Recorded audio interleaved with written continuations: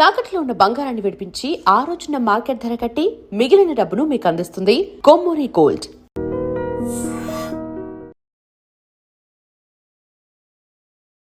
నమస్తే, welcome to healthy conversations with iDream media.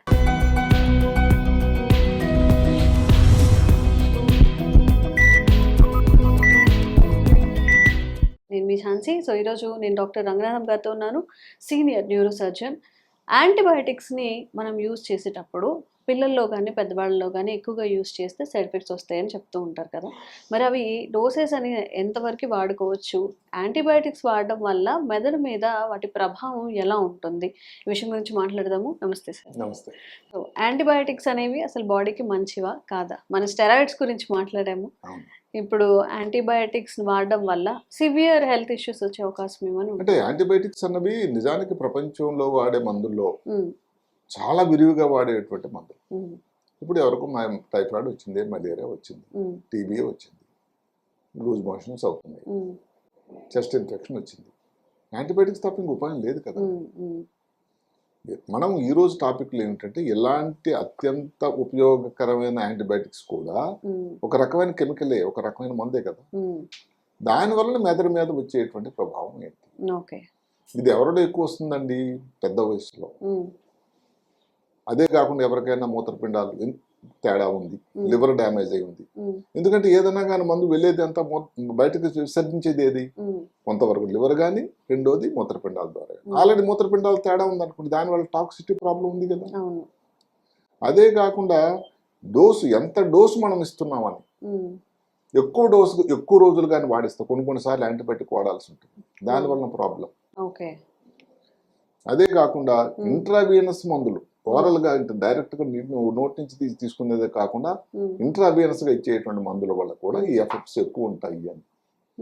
అదే కాకుండా ఏదైతే long term effects, broad spectrum antibiotics ఏవైతే ఉంటాయో అవన్నట్టయితే ముఖ్యంగా ఈ ఎఫెక్ట్స్ బ్రెయిన్ మీద, నరాల మీద దాని ప్రభావం చాలా ఎక్కువ ఉంటుంది. ఒక్కోసారి దాని ప్రభావం లాంగ్ లాస్టింగ్, అంటే ఇంకా చాలా చాలా రోజులు ఉంటుంది. ఒక్కటే సంతోషం ఏంటంటే ఇప్పుడు దానికి మనం గమనించి ఇది సైడ్ ఎఫెక్ట్స్ కావచ్చు అని గమనించగానే అది ఆపేస్తాయి, దానివల్ల రికవరీ అనేది కూడా చాలా వరకు బాగుంటుంది అని. మరి ఇలాంటిది ఎందుకు యాంటీబయాటిక్ ఏ విధంగా బ్రెయిన్ మీద దాని ప్రభావం జరుగుతుంది, దాని మెకానిజం కూడా మనం మాట్లాడుతున్నాం. ఒకటి డైరెక్ట్ టాక్సిసిటీ. ఒక యాంటీబయాటిక్ ఇచ్చామండి, అది డైరెక్ట్గా ఏదైతే మనం ఎన్నోసార్లు మాట్లాడుకున్న మాట ఉంది, బ్లడ్ బ్రెయిన్ బ్యారియర్, బ్రెయిన్లో ఒక రకమైనటువంటి ఒక కవచం లాగా ఉంటుంది. అంటే చెడు పదార్థాలను లోపల ప్రవేశించనివ్వకుండా మంచిది, ఉపయోగకరమైన దాన్ని పంపించేటువంటి ఒక వ్యవస్థను అమర్చాడు సృష్టికర్త.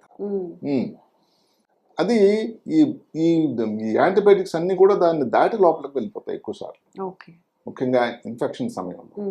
సో దాని వలన దానికి డైరెక్ట్ టాక్సిటీ వస్తుంది బ్రెయిన్కి. అంటే టాక్సిటీ అంటే దాని తాలూకా డ్యామేజ్ అవుతుంది.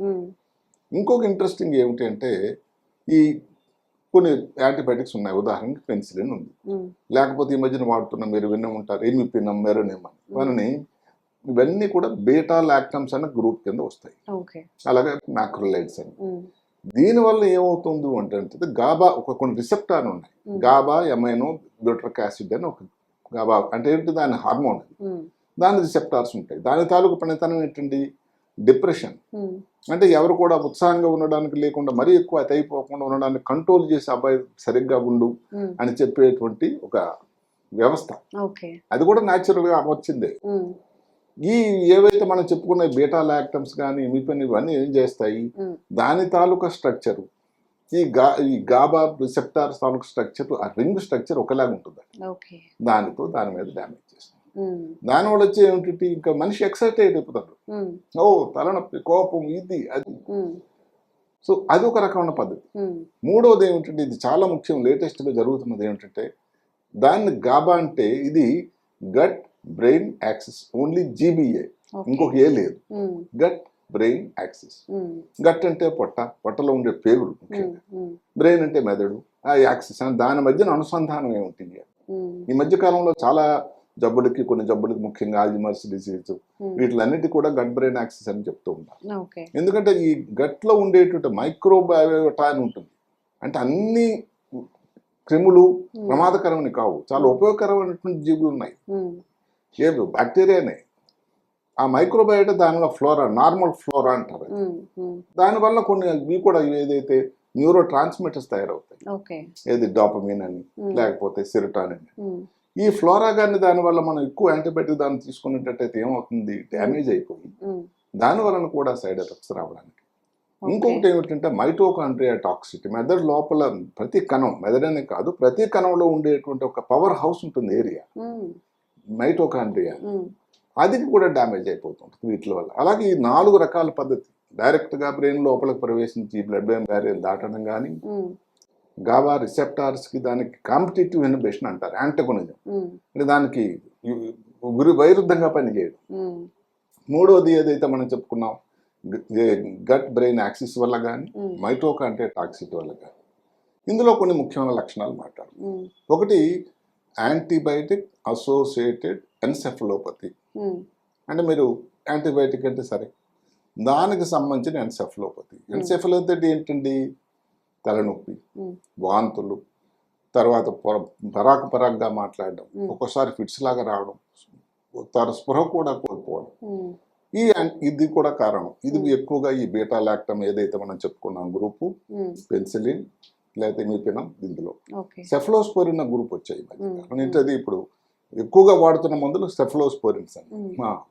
ఈ సెఫలోస్పోరిన్లో పర్టికులర్గా 4th జనరేషన్ సెఫలోస్పోరిన్స్ వల్ల కూడా ఈ కాంప్లికేషన్ రావచ్చు.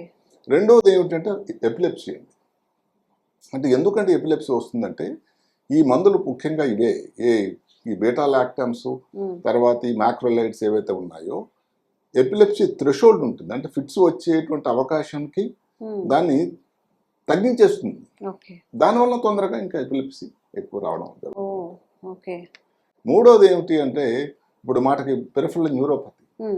కొన్ని మందులు చాలా కామన్. ఉదాహరణకి మనం తీసుకునేటువంటి ఇప్పుడు మెట్రోనిడాజోల్ ఉందనుకోండి, మెట్రోనిడాజోల్ తీసుకున్నట్టయితే మరి సెరిబెల్లమ్ చాలా దాని ఎఫెక్ట్ చాలా ఉంటుంది చిన్న మెదడు మీద. సరిగ్గా నడవలేకపోవడం, మాటలో తేడా రావడం, ఇవన్నీ. ఈ న్యూరోపతి అన్నట్టయితే ఇప్పుడు మాటకి ఏదైతే ఉందో ఎమనోగ్లైకోసైడ్స్ అని వాడుతూ ఉంటాం. అంటే ఏది స్ట్రెప్టోమైసిన్ లేకపోతే ఈ అలాంటివి కానామైసిన్, జెంటామైసిన్.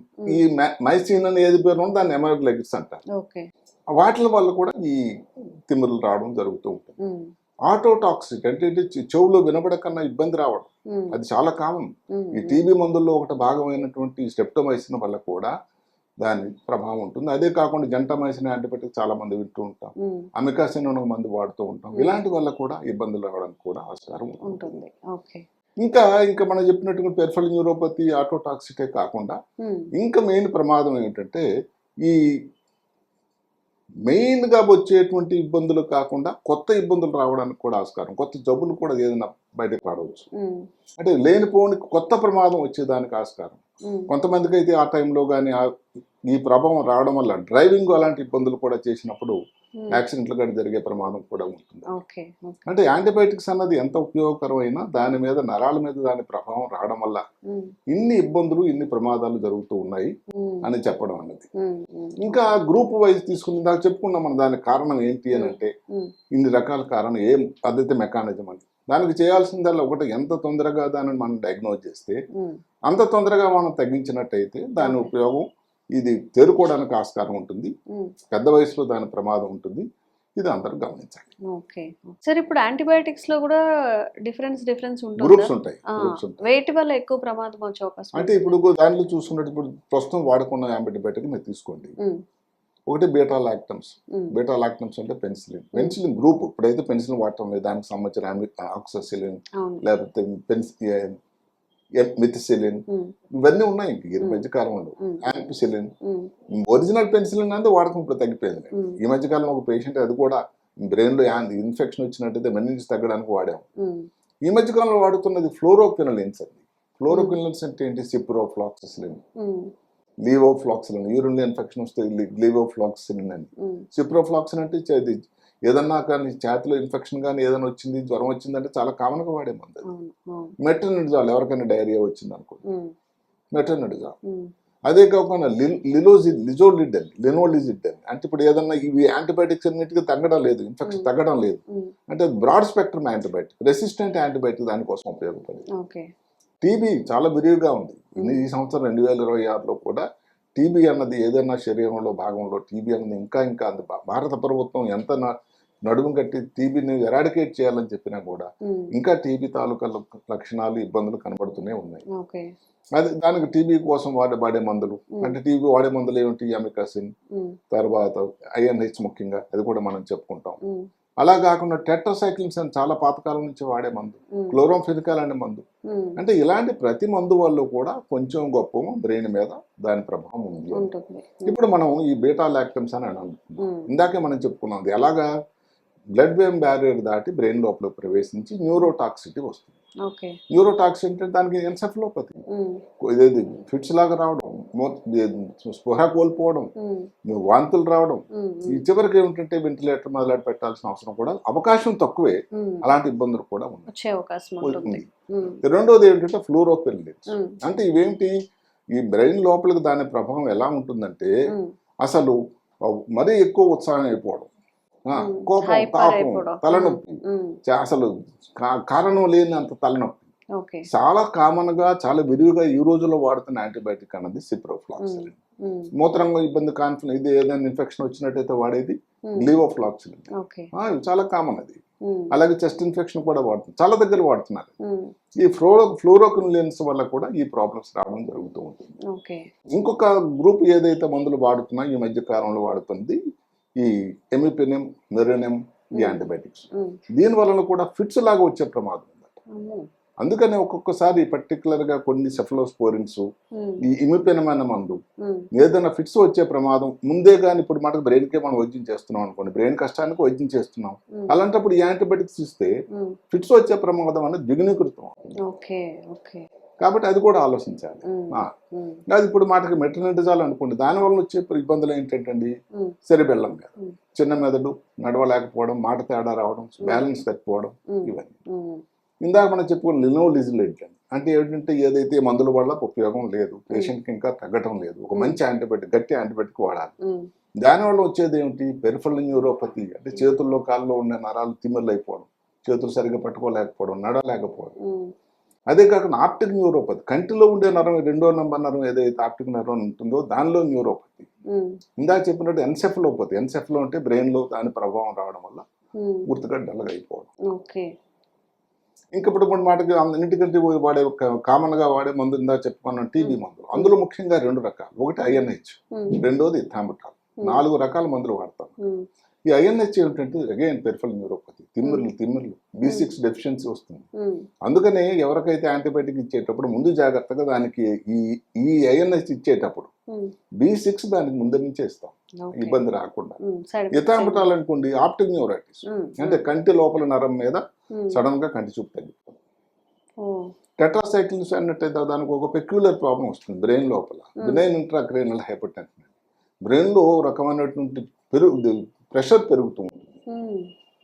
అందుకని దానికి వాళ్ళ కంటిలో చూపు తగ్గడానికి కారణం అవచ్చు, కంటి లోపల ప్యాపిల్ అని రావచ్చు, ఇలాంటి ఇబ్బందులు కూడా రావచ్చు. అంటే అది మనకు దాని అవగాహన ఉంటే ఈ మందులు ఇస్తున్నాం, దీనివల్ల కాదు కదా అని దాన్ని తీసేయాల్సి ఉంటుంది. ఇప్పుడు వాడకం తగ్గింది కొంతవరకు క్లోరోఫెనికాల్ అని. ఒకప్పుడు ఏంటంటే టైఫాయిడ్కి చాలా విరివిగా ఇచ్చే మందు, ఇన్ఫెక్షన్ బ్రెయిన్ లో వచ్చినా కూడా ఇచ్చేటువంటి ఒక ఉపయోగకరమైన మందు క్లోరోఫెనికాల్. దీని వలన కూడా ఆప్టిక్ న్యూరైటిస్ లాగా రావడానికి ఆస్కారం ఉంది. అట్లా ఏంటి ప్రతి గ్రూప్ ఆఫ్ మెడిసిన్స్ లో కూడా దాని ఇబ్బందులు, దాని మంచి ఉన్నాయి. అదే కాకుండా ఇప్పుడు ఎమనోగ్లైకోసైడ్ అనుకోండి, చాలా మంచివే అవి. దా చెప్పినటువంటి ఏదైతే అమికాసిన్, క్యానామైసిన్, జెంటామైసిన్, స్టెప్టోమైసిన్ అయితే ఇప్పుడు వాడకం కొంచెం తగ్గినా కానీ మరి దాని మంచి ఉంది, దాని తాలూకు సైడ్ ఎఫెక్ట్స్ కూడా ఉంది. ముఖ్యంగా పెరిఫెరల్ న్యూరోపతి కానీ లేకపోతే వచ్చేటువంటి ఇబ్బందులు కానీ, ఇవన్నీ ఒక అవగాహన ఉండేటట్టయితే, ఇబ్బందిగానే వచ్చినట్టయితే డాక్టర్ దానికి ఆలోచిస్తారు.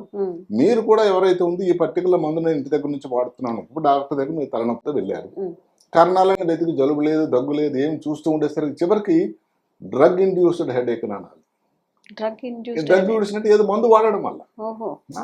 ఇప్పుడు మాట ఫ్లోరోక్వినిలిన్స్ వాడారనుకోండి, ఇప్పుడు అన్ని కారణం లేదు, సిటీ స్కాన్ చేశారు నార్మల్, జలుబుకి సైనస్ ఎక్స్రే చేశారు నార్మల్, చెస్ట్లో ఏమో ప్రాబ్లం లేదు, జ్వరం లేదు, తలనొప్పి అయితే ఉంది విపరీతం. కానీ అప్పుడు కానీ మీరు ఏ మందులు వాడుతున్నారని చెప్పి ఏదైతే సిప్లాక్స్ అని సిఫరాన్ అని చాలా కామన్, సిఫరాన్ అని మందు, అది కానీ మనం దాన్ని బ్రేక్ ఇచ్చినట్టయితే హెడేక్ తగ్గడానికి ఆస్కారం ఉంటుంది.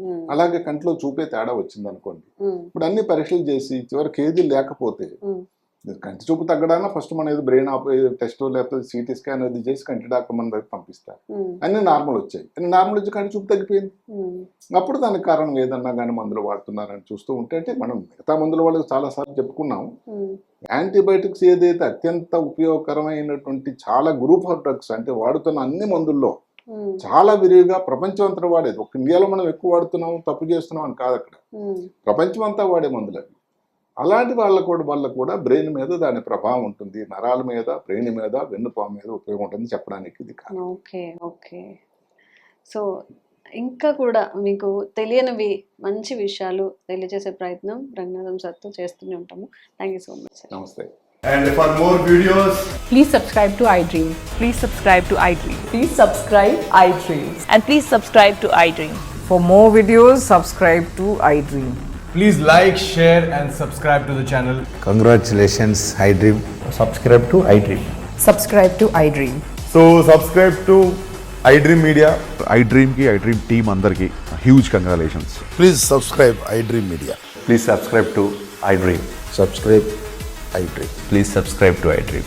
iDream అంటే నా కళల ఛానల్ సబ్స్క్రైబ్ చేసుకున్న నోరు తిరుగుతలేదు, మీరైతే గంట గుర్తు కొట్టండి. For more such videos, please subscribe to iDream.